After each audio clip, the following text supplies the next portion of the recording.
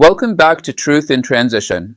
Today, we bring you an extraordinary story of integrity, defiance, and political courage. A story where falsehood is met with dignity and injustice is countered with truth. Tulip Siddiq, a British member of parliament and the niece of former Prime Minister Sheikh Hasina, has thrown a direct and open challenge to the unelected interim Bangladeshi leader, Professor Muhammad Yunus.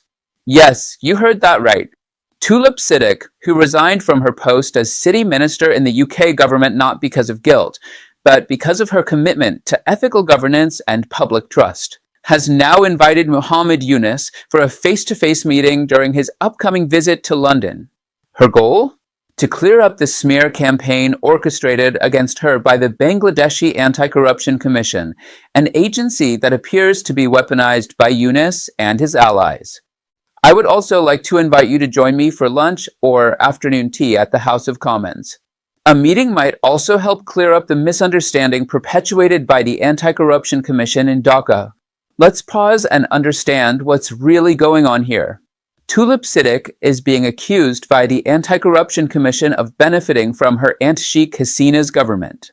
One bizarre allegation includes the alleged acquisition of a 7,200 square foot plot of land without any credible documentation, without legal process, and most shockingly, without any direct communication to Tulip or her legal team.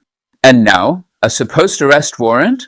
Issued secretly, never communicated to her or her lawyers, never even delivered to a legitimate address? What kind of justice is this? Tulip calls it a fantasy investigation. And that's exactly what it is, an investigation constructed on political vengeance, briefed to the media with sensational flair, but without a shred of procedural integrity. Her lawyers in London were never engaged. Her clarifications were never heard.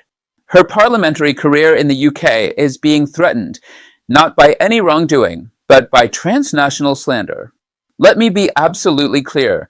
Tulip Siddiq has no property, no business, and no political engagement in Bangladesh.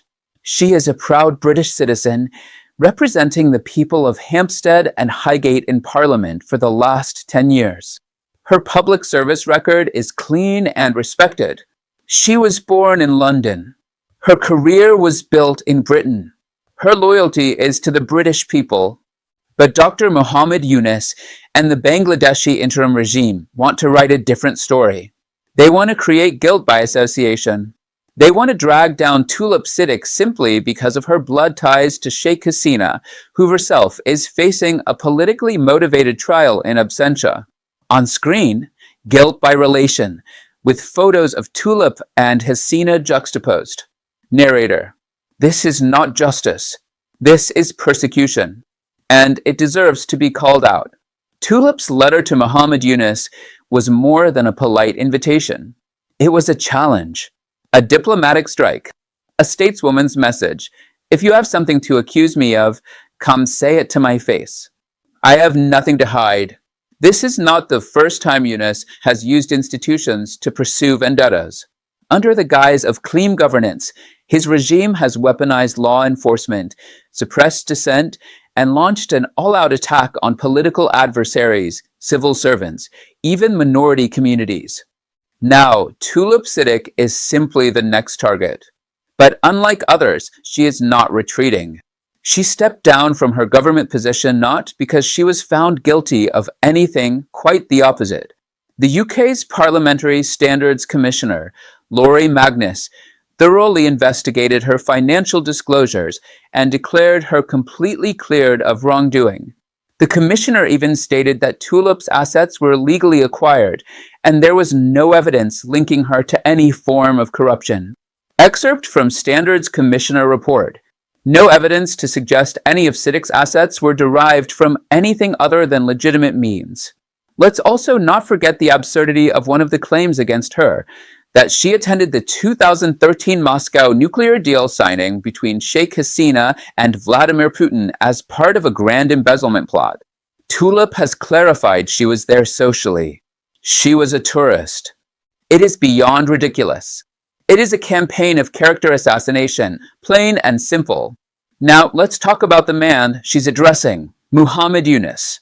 The so-called Nobel laureate who once preached about microcredit and social business has now transformed into a political puppeteer, elevated to power not through the people's vote, but by the backdoor alliance of the army and unelected technocrats. Yunus claims to lead a transition government, but his methods betray the values of democracy, transparency, and justice. Under his interim rule, political freedom has shrunk, trials have become spectacles, and journalists live in fear. He promised free and fair elections, but only in April 2026, conveniently buying time to eliminate all opposition. He claims to champion anti-corruption while presiding over one of the most selective, vindictive, and opaque regimes in recent history. And now he wants to destroy reputations abroad? He wants to bring down a British MP because of her family name? He wants to export his vendetta across borders? Tulip Siddique's invitation to Yunus is not just about clearing her name. It is a challenge to the entire narrative Yunus is building. A challenge to propaganda. A challenge to politically driven justice.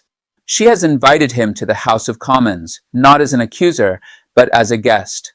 She is offering dialogue in the heart of British democracy. She is showing the world how a real public servant behaves, with accountability, courage, and transparency. This is what moral leadership looks like. Let's also take a moment to reflect on the real implications of this scandal. In the age of globalization, false accusations can travel fast, especially when politically motivated actors use media channels to smear reputations.